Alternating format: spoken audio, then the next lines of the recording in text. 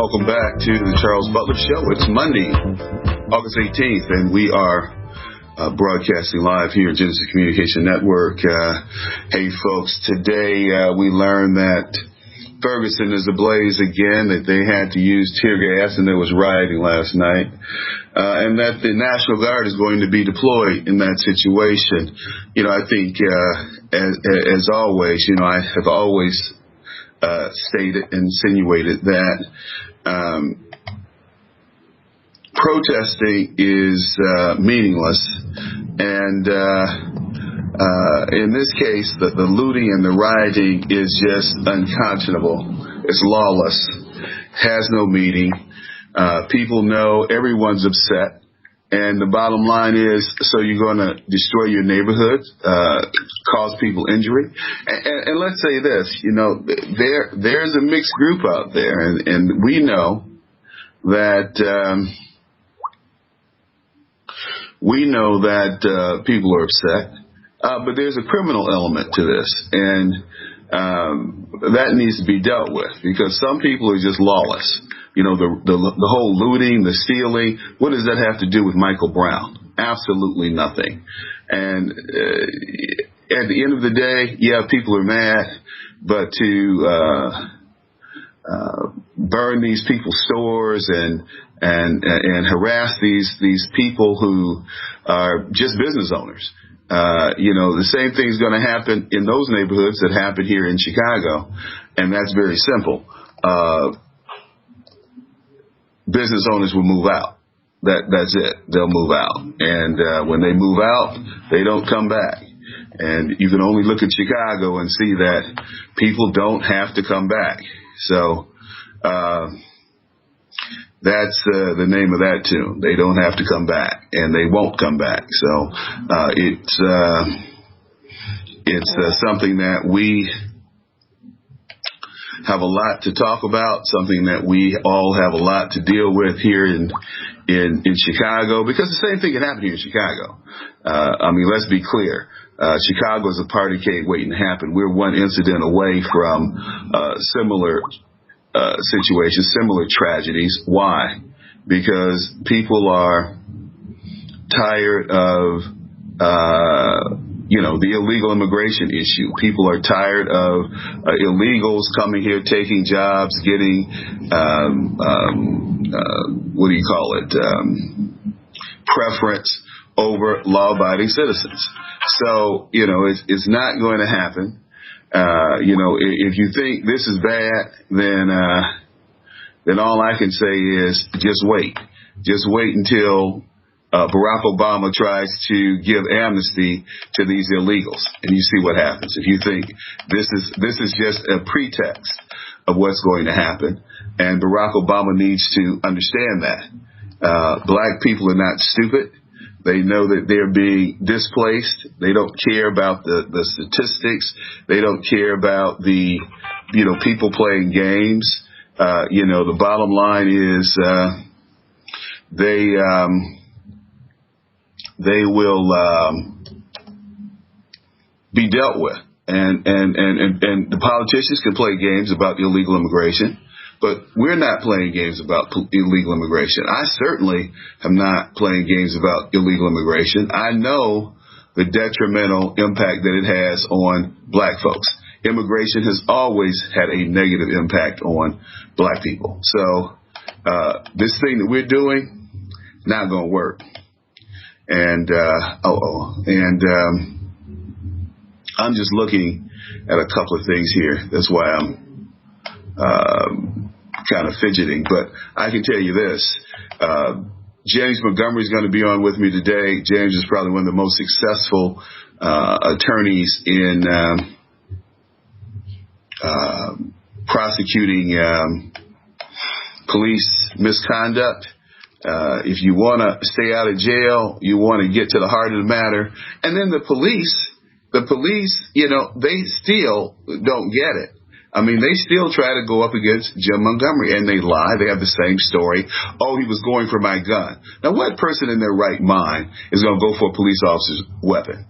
But that's the lie that they tell. And then you have people come on TV like Steve Ducey this morning saying, well, if the policeman had had this body camera on him, then we wouldn't be having this discussion down in Ferguson. Well, yeah, you would, because I don't care how you color it.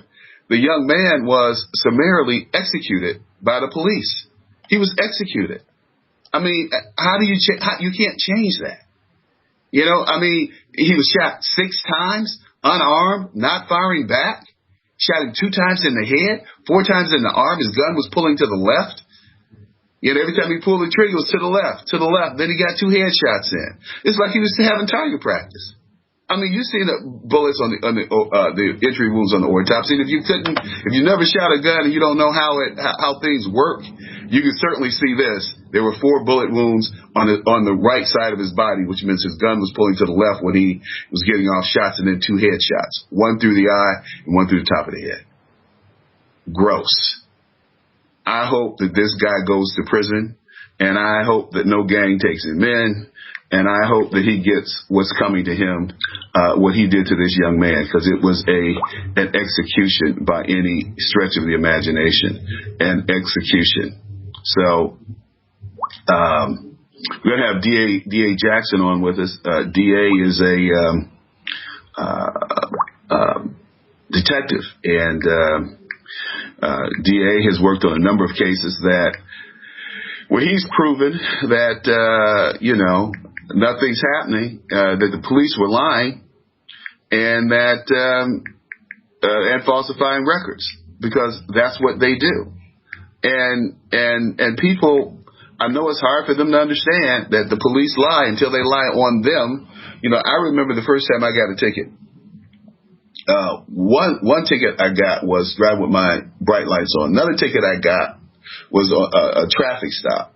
And I was in the court, and the judge asked they let the police go first. So the policeman told his story, and I was standing there listening. And then the judge, who happened to be a black woman, asked me my story. She said, well, are you Reverend Butler's son? Because there's a Charles Butler who's a pastor in Detroit, big church. And I said, no, ma'am, I'm not. Stupid. First mistake. I should say, oh, yes, ma'am, that's my daddy. I said, no, ma'am, I'm not. She said, She looked a little deflated. Okay. So she said, well, young man, let me hear your side of the story. I said, my side of the story? She said, yes. Respond to what the officer said. I said, he wasn't talking about what happened to us. And the whole courtroom started laughing. But, you read Johnny Cochran's books. You read any black judicial person who's written about the judicial process, and it's the same lies. Johnny Cochran, people don't understand or remember, if you don't know, Johnny Cochran started out on the prosecutor side of the ledger. He was a city attorney. He was a district attorney in L.A. And he said he got so tired of hearing the cops come in with the same scenario. Oh, he reached for my gun. That's why I had to shoot him. Oh, it was self-defense. That's why they just lie. And we have allowed this to go on since Reconstruction, where these men just single out black people and black men especially, and execute them without any consequences. They hide behind the code of silence, the code of blue. That's why they want black policemen. Why do you think there are no black policemen on the Ferguson police force? That's not because none of them want to be. There are no qualified people. Obviously, you have Captain Ron Johnson, who had to go to the state and get a job. He couldn't get a job with the local police department, probably. Hello. They want them all white so they can all be silent and keep silent in their misconduct. And the reason I say that is because it's true. And you good officers out here, you tolerate these bad officers. You know they're bad. I remember, and this is across the racial thing. Black people have it bad, but white people do too with bad cops. I remember about 4 years ago, this police officer went into a bar, and this young lady, this is up on the north side, white bar, Irish bar, goes into a bar. The bartender refuses to serve this officer. She said, hey, sir, I can't serve you anymore. You look pretty inebriated. He grabs this woman. She's 98 pounds. This guy's like 250, 260. And this is all on the videotape that's in the bar. And he actually throws her around like a little rag doll. right, ragdoll, right?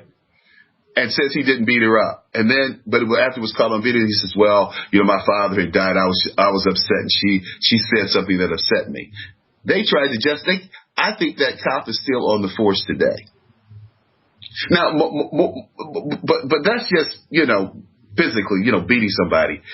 Here in Chicago, 4 county sheriffs drove down the Eisenhower Freeway about 8 or 9 years ago, shooting at some black people who cut them off. They were off duty, plain clothes, riding down the street, shooting down the highway, shooting at black people in the car. Nothing happened to them. Nothing. They were boys having fun. This is all true. Now, where was the AG on this? Where's the state AG? Where's the federal AG? What if these people were traumatized? Black life is not important in America.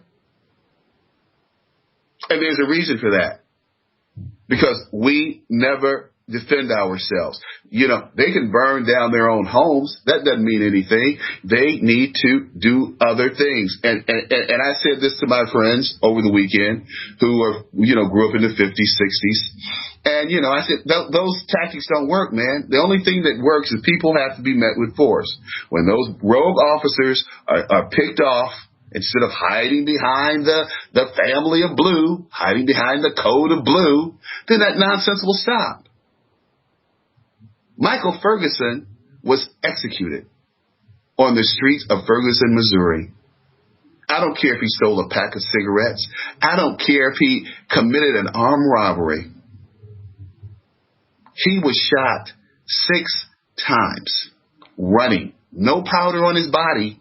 So the police, so if the weapon was discharged in the car, obviously was far enough away, more than an arm's length, so there's no powder on the body. That's not Charles Butler saying. This is what the autopsy said. This is what their autopsy said. I can't wait for that private doctor to get his hands on this body. Because, this guy that they brought in, the family brought in, man, he's something else.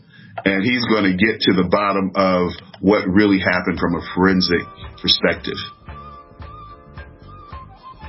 If you're wondering why I'm a little jazzed about this morning, because I know the same thing can happen to my black behind today, walking out of my building. That's a fact of being black and living in America. 800-259-5791. 800-259-5791. Hi, this is